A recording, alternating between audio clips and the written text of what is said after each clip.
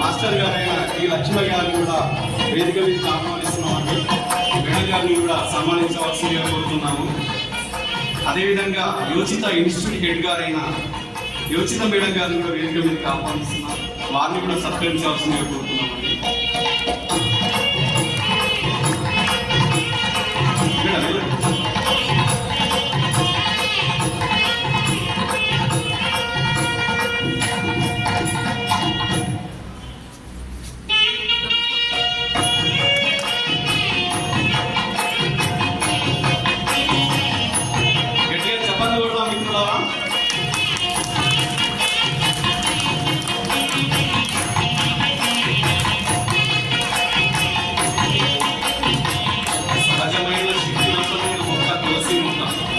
తులసి మొక్క ప్రదానం జరుగుతుందని మన ట్రస్ట్ సభ్యుల యొక్క వినూతన ఆలోచనకి గట్టిగా చప్పట్లు కూడా అందుతున్నాను.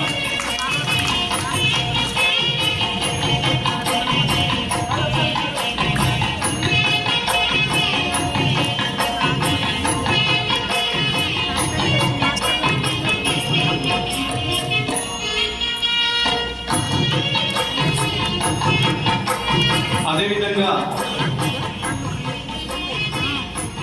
ఫ్లూట్ సంగీత నాదధ్యానాన్ని మనకు అందించినటువంటి బివి రాజు గారికి కూడా సన్మానం చేయవలసిందిగా పెద్దలు కోరుకుంటున్నామండి.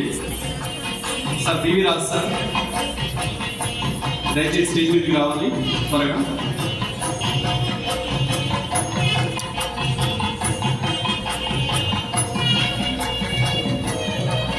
ఈ సన్మాన కార్యక్రమం తర్వాత ట్రస్ట్ వ్యవస్థాపకుల యొక్క అనుభవాలను వాళ్ళు పంచుకుంటారండి. ఆ తర్వాత ముఖ్య అతిథుల యొక్క సందేశాలు ఉంటాయి. ఆ తర్వాత మనందరికీ కూడా భోజన అన్న ప్రసాదాలు కూడా ఉంటాయండి, తప్పకుండా స్వీకరించాలి.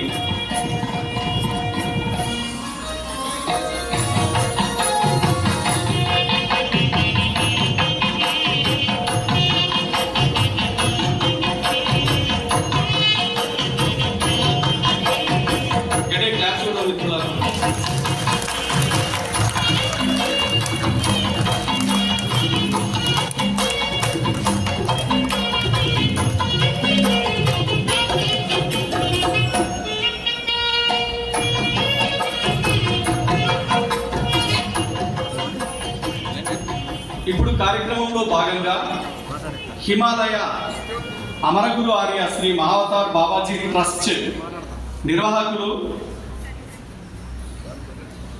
వ్యవస్థాపకులు శ్రీమతి హనీ అమన్ అలీ ఖాన్ గారిని తమ యొక్క సందేశం, తమ యొక్క అనుభవాలను పంచుకోవాల్సిందిగా కోరుతున్నామండి వేదిక మీద. ప్లీజ్ వెల్కమ్ అమ్మా.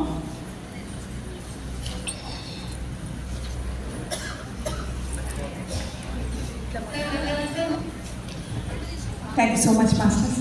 మరి ఈరోజు ఎంతో అద్భుతంగా ఈ ప్రోగ్రామ్ కండక్ట్ జరిగింది.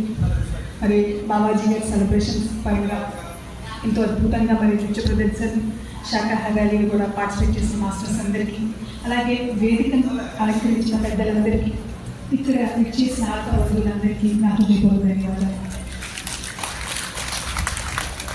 మహావతార్ బాబాజీ గారు ఈ పేరులోనే ఎంతో అద్భుతమైన శక్తి ఉంది.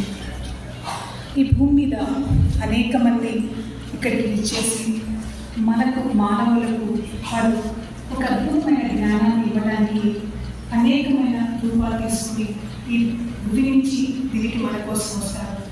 మరి అందులో బాబాజీ గారు ఆయన ఒక అనంతమైన చైతన్యం, అనంతమైన జ్ఞానం ఈ భూమి మీద ఎవరైతే చివరి శ్వాస దాకా ఉండి ఆత్మ ఉన్నత స్థితి చేరుకునే వరకు కూడా బాబాజీ గారు లైఫ్గా ఇక్కడే ఉంటారు. చెప్పేసి మాట